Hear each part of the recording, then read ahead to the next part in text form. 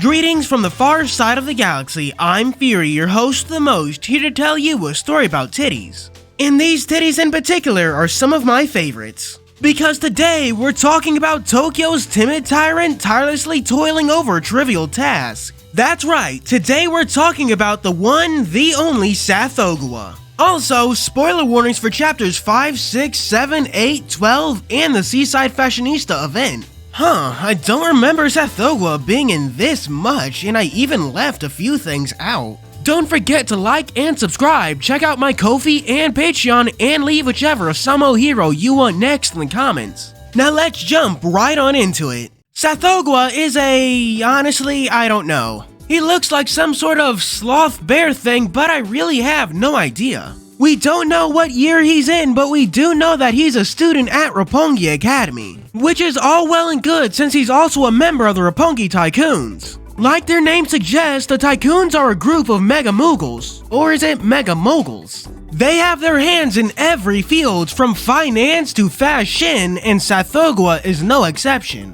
Although Tsathoggua makes most of his money by winning big in Hakumen's casino, but he does have some investments. Arachne's brand being the one we know the most about, but I'll get more into that later. What does Tsathoggua do with all this money, you ask? Well, spend it on games mostly. He's just like me for real. In the Tycoons, he works under Hakumen. Hey, hang on, you can't see me because this is a recording, but I'm doing air quotes. Despite his financial success, or maybe because of it, Tsathoggua is a NEET. NEET is an acronym that stands for Not in Education, Employment, or Training, but Tsathoggua does go to Roppongi Academy. Not often, but he does go. His rule and role are unknown, but we do know his sacred artifact. It's that strange-looking pot he always carries with him. It has the power to create homunculi from that blue slime constantly dripping from it. These homunculi are his personal servants, usually cleaning up after him, but they can fight in a pinch. Beyond that, Tsathoggua is a transient from the world of the Old Ones. This means he can teleport to anywhere in Tokyo just like anyone from the world of the Old Ones can. His point of origin also gives him the privilege of using his artifact outside of battle zones, which is good for him since above all else, Tsathoggua is lazy. It'd be wrong to call him Hakumen's direct subordinate. He ignores her orders, never goes to any meetings, and lets his homunculi do all the work. Does she even make him pay rent? Because if not, he is literally just the guy who lives in her house. He sleeps, he eats, and anything that gets in the way of that is his enemy. There are only 3 things that can get him to move. 1. His guild is under threat. 2. He's been promised honey sweets. And 3. He's simping. During the Seaside Fashionista event, Tsathoggua put in so much effort to help Arachne, he got sick. Let me repeat that. Tsathoggua puts in so much effort helping Arachne, he gets sick. Oh my.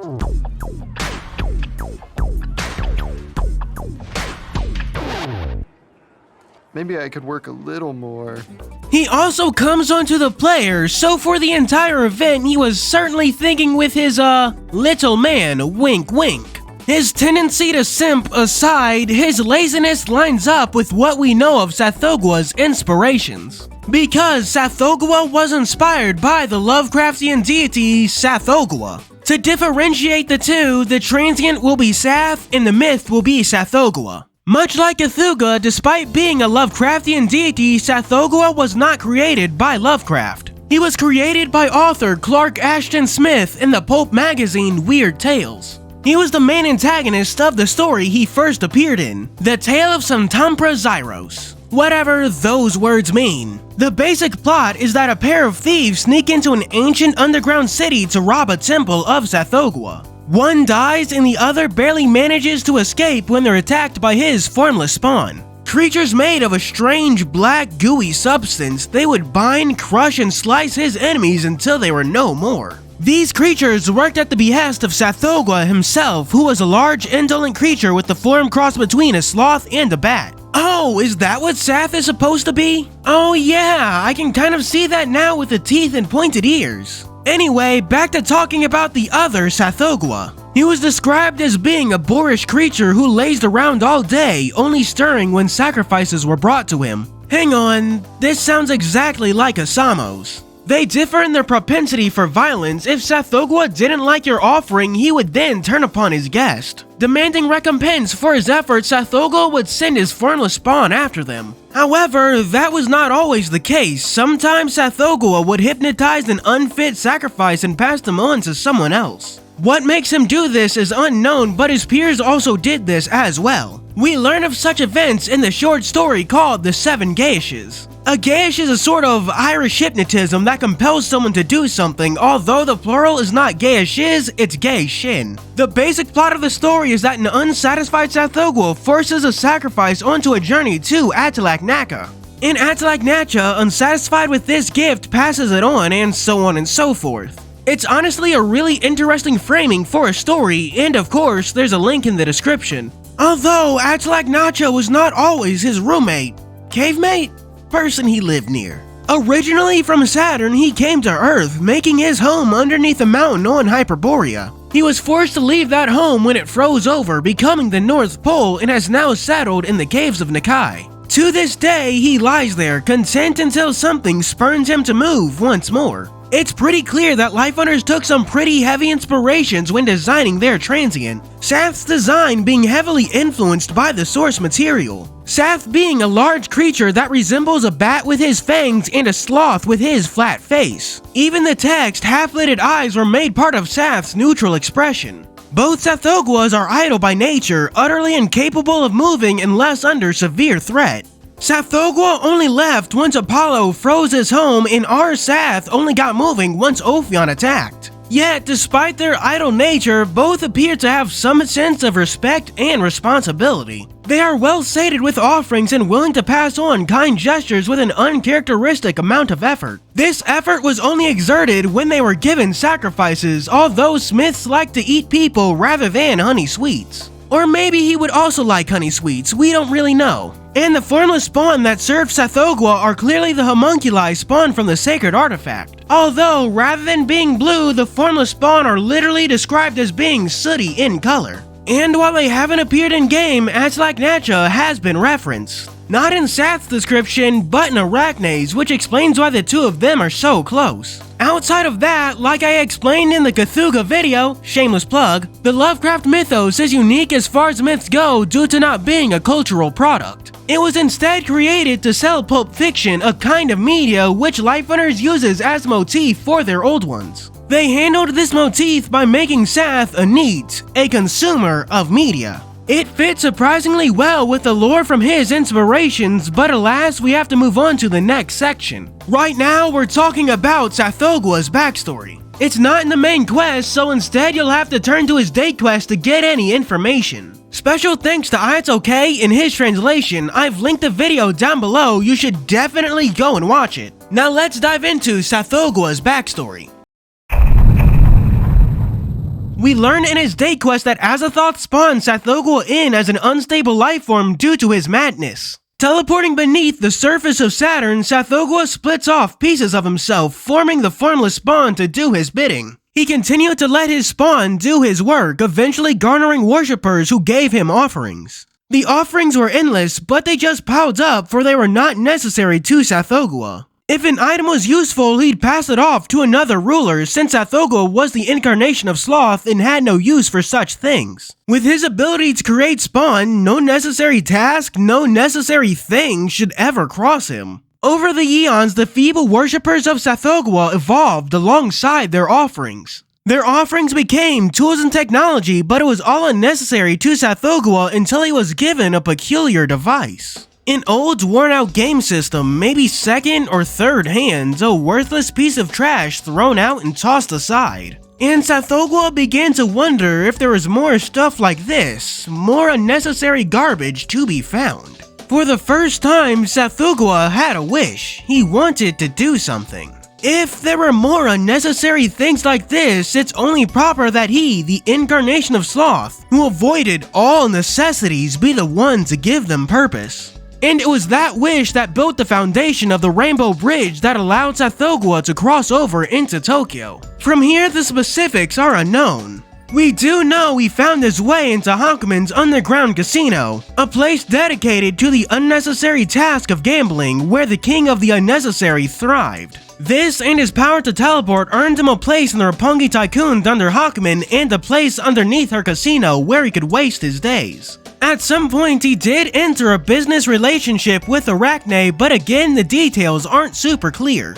This used to be the part where I'd go over a character's role in the story, but I've decided to change it up. Rather than a summary, we're doing a brief bit of character analysis, you dig? I'd like to start by taking a look at his date quest because it's surprisingly good. It honestly adds a lot of depth to his character. He doesn't just lay around because work sucks, there's a sense of responsibility in it. As the ruler of all things unnecessary, he feels that it's his duty to give attention to all of these unnecessary things. It's kind of ironic that Tsathoggua views doing unnecessary things as a necessary thing to do. However, it becomes less ironic and more sad when you realize he is not the ruler of sloth, he is the incarnation of sloth. He is unnecessary, he is vestigial, he does not have some grand purpose for being. Unlike Yog-Sothoth, who is created to guard Azathoth, and unlike Nyarlathotep, who serves to amuse him, Tsathoggua just is. Nyarlathotep said it himself, all of the old ones clamor to find some reason for their creation, but Tsathoggua can't even do that. To quote the game itself, he was just the unstable product of Azathoth's insanity. He was brought into Azathoth's world with no purpose nor design. He is unnecessary. So, to prove to himself that he has worth, Tsathoggua gives attention to these unnecessary things. For it's the unnecessary things like that worn-out offering that he sees himself in. What sparked his wish to come to Tokyo was not the offering itself, but its condition. It was well used, it was well loved. And if something unnecessary like that could find a place, then maybe someone unnecessary like him could too. And giving purpose to these unnecessary things appears to be Tsathoggua's raison d'etre. Like I said before, his laziness hides a unique sense of responsibility. A sense of responsibility that shines through during the Seaside Fashionista event. You see, despite Arachne being a workaholic and Tsathoggua being not that, his pining for her is one of the few non-player related crushes in this game. And it has everything to do with Arachne's ability to weave shadows into clothing. Keep in mind, we aren't talking about shadows that the sun casts, but shadows in the Jungian way. The parts of ourselves that we cut away and hide after deeming them unnecessary. The fact that Arachne not only cares about these unnecessary shadows, but can weave them together into clothing to show their worth is probably what won Tsathoggua's heart. Even his affection for the player can be seen as an outcropping of them being the trophy. Everyone wants the exiled souls inside them. In this game, the protagonist themselves is unnecessary. But I digress, we've been doing this analysis for a while and we still have to get to his units. Tsathoggua has 3 units, a normal 3 and 5-star and a limited 4-star. Beginning with his normal 3-star, it's a spear type water attribute unit and its skills are as follows. Amorphous Lifeform is his first skill. After being hit, he applies regeneration to himself 84% of the time. The skill isn't bad enough for me to hate it, but it's certainly not good enough for me to like it. Next, Ruler gives 6 to 12 CP to allies in a 2-square diamond radius 90% of the time at phase start. It's a minor CP skill and not even a good one. Pass. Third is Gourmand, which gives him up to 700 HP at phase start. He doesn't need more self-healing when he already has regeneration. Another pass. Lastly, Air Blaster pushes away hit units by 3 squares and takes up to 12 CP from hit units. For what it's worth, it's not a bad skill when making some distance, but you rarely want to actually make some distance. Tsathoggua's 3-star is a pretty lackluster unit, but his 5-star does have 2 different skills. His 5-star is a water attribute and bow type unit, and most of its skills are the same as a 3-star. The only major change comes by way of the skill evo to his first skill. It changes Amorphous Lifeform to Intangible Lifeform of Fading Star. The skill evo keeps the regeneration, but it adds a whole lot. When appearing, he gets movement expansion in all directions for 2 turns. And after being hit, he applies protection to himself and adjacent allies at 80%. And after attacking, he nullifies buff to the hit enemy and the ones adjacent to them at 90%. And he deals double damage to cheat and cheat hero type enemies. The comedy of Tsathoggua having a skill dedicated to countering Tsathoggua specifically is not lost on me. This is one hell of a skill evo. The only other change from the 3-star is in the final skill, but that's just a proc being bumped up from 60 to 70. His 5-star can definitely put in work, but I have some good news. His limited 4-star is even better. This limited unit comes from the Seaside Fashionista event where Tsathoggua helps Arachne. She actually makes him a white suit so he can look presentable at the event. The default look comes at the end of the event where they all model her swimsuits. It's Aether attribute and none type, meaning it has no attack. Its first skill is Photogenic Figure, which applies Ardure to adjacent allies at 80%, and it attracts enemies in shot range at 100%. On one hand, 80% proc is bad. On the other hand, Ardure is really good. At phase start, a movable 1 applies immobility, who would have guessed? It also gives him up to 1200 HP and prevents all forced movement. It does get a skill evo going from a movable 1 to a movable roommate, so you better hope he didn't sign the lease. It keeps everything else but adds a 10% chance for evasion before being hit and taunt strengthening to himself. A solid skill that ensures he can fulfill his role, but I'll speak more about that later. Next is Center of Depravity, which does 3 things. After being hit, he applies Charm to enemies at 40 and Tenacity and Regen to himself at 60. I was gonna make a Lucky Charms joke about the charm status effect, but I can't be bothered to look up the mascot's name, so moving on. His final skill, Sharer of Sacrifices, works on miss, and since he's a none type, every turn counts as a miss. He gives up to 400 HP to allies at 80% and up to 20 CP to himself on miss. And finally, on turns by 2, he gives up to 10 CP to every ally on board. All of Tsathoggua's units fill the same role, but you can see the power creep affecting the game by the newer ones being the best. They're all meant to be frontline walls that prevent the enemy from moving forward while offering some nice buffs and debuffs. The 3-star is sort of okay at this, but the 5-star's ability to apply protection and null buff really help it. His limited unit definitely does it the best. He slathers himself and allies in HP and CP and even gets Charm as a pretty good debuff. I know I usually don't mention them, but Taunt Strengthening is tied together thanks to his CS applying Taunt to himself. And the fact that he shoves himself full of CP to use his CS only helps it even further. All of his units are sort of generic, so you don't really need any specific team. I will recommend his limited unit with Tsathoggua because he is a CP generating machine. Now that we've covered his units, let's wind this video down by talking about his relationship chart. Tsathoggua is perfectly balanced, like all things should be. Arachne likes him because she has a thing for dressing up people who have little interest in fashion. Agyo dislikes Tsathoggua because he is a goddamn slob. I'd recommend you go through the Year of the Wildest Boar event to see them interact because it's pretty funny. On the flip side, Tsathoggua likes Hanuman since they play video games together. And despite having a crush on Arachne, he also dislikes her. And that's because 1, she's a workaholic who makes him work, and 2, she reminds him of his old roommate, presumably Atlaknaka. Since he doesn't have a loading screen, here's your fun fact. His shirt says strongest and/or coolest neat. Tsathoggua is a really cool character. I liked him before, but now that I've dug deep into his day quest and all of that, he really shines. Of course, that means he gets Fuuri's official seal of approval. Now it's time for Patreon shoutouts. For Tier 1, we have none. For Tier 2, we also have none. Please join, it gets very lonely. For Tier 3, we do have one, Mahagosor, who once beat Goku in an arm wrestling competition, true story. Be sure to like and subscribe, and comment whichever transient you want next. Up next might be a remake of Horkyu Kamui cause it's old and sucky, or I might make a new one about snow. Or it might be a video about Stray or Guilty Gear, I really have no idea. Perhaps you should subscribe to know whatever the hell I put out next week. My birthday is tomorrow, so this is your host Fuuri, day drinking as he signs out.